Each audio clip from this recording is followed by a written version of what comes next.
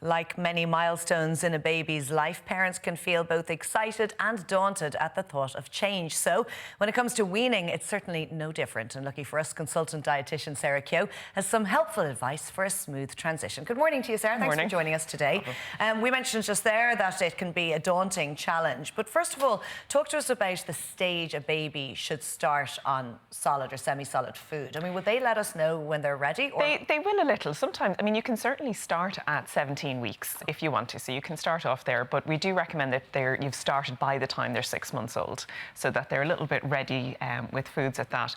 But they will kind of indicate, you'll often notice suddenly they're really paying attention when you're eating, and if they start grabbing things. I know when I was weaning, even before I thought of weaning my son, I was having breakfast one morning and he'd grabbed a crust of toast and was sucking on it, you know, and that broke all the rules because I don't think he was even 17 weeks, but he was ready to go for food. So they'll be looking, they'll be watching, putting more things in their mouth, and sometimes you might find that they're just not entirely satisfied with a milk feed. I mean, the milk is going to be phenomenal, but you know, they'll indicate a little bit. But sometimes you can just try it and see how they're ready. Well, 17 to 24 weeks, that's quite a wide age gap. But then no two babies are the same, are they? No, definitely not. And you know, you will have some babies aren't ready till a little bit later, and that's okay too.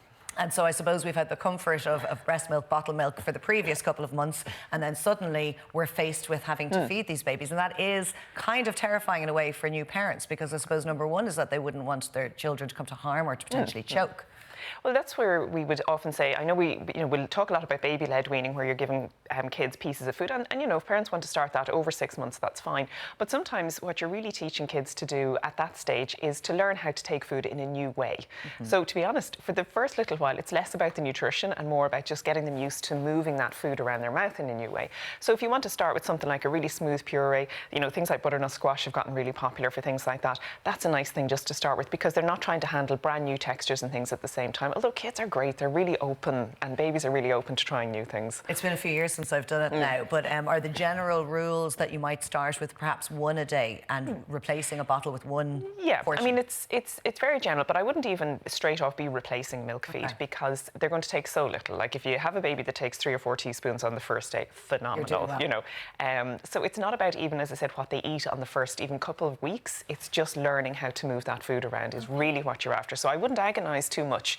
I have parents going, oh my God, I overboiled the carrots. I was like, it really doesn't matter. Would you just relax? The main thing is, did they eat it? Yeah, okay, well, we're getting there. Oh, bringing a sense of calm to it. I like that. You mentioned there's some of the fruit, perhaps some vegetables as well. Is there any that babies really do enjoy? I would imagine the sweetness of the fruit they'll love. I mean, it's the one taste we're all born liking is sweetness. So fruit is always wonderful, but we do need to teach them to eat the vegetables too, and most of them will go for it. But a key thing to remember is that it is going to take up to 16 tries for a baby to like a new food. So even if they, you know, don't seem to like it the first few times, just actually keep going. And what I'm always saying when I work with parents on this, you have to be thinking, what is it you want them eating when they're 15? You don't think, what do I want them eating right now? It's at 15, do you want them eating carrots? Well, you want them eating the carrots now, so that it's there, because it's much harder to get kids to bring in new foods after about the age of 18 months, so it's the key time to do it. Okay, I really like that idea, actually, of just introducing it over and over again and not to be put off.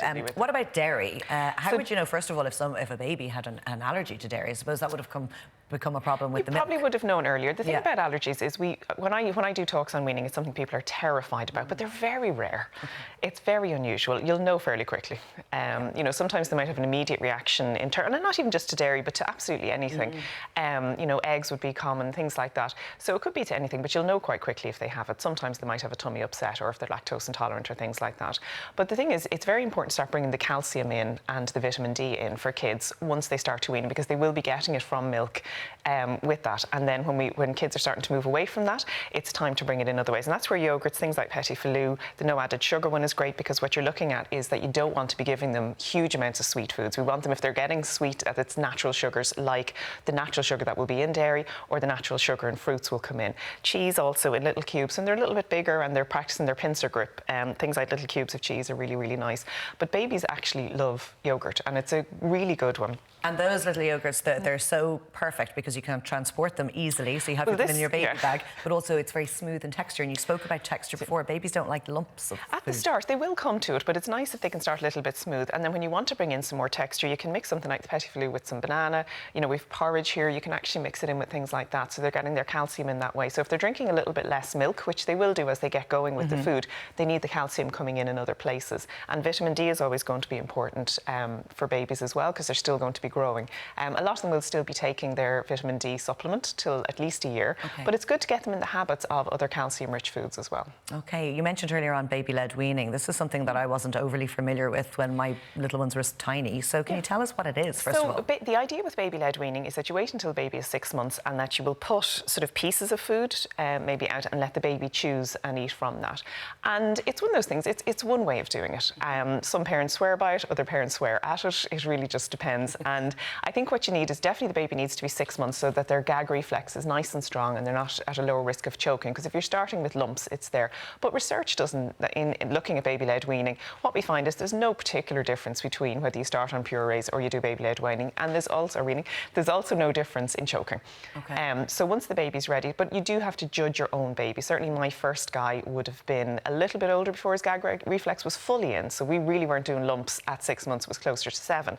Whereas my second guy, you could lash straight in with it. So you've got to stand beside your baby. I mean, the choking is there, but you have to be there and be ready. And it's no harm, you know, there's great kids first aid courses where you can learn how to sort of unchoke your baby if something does happen, and they're brilliant. Well, it's reassuring as a parent.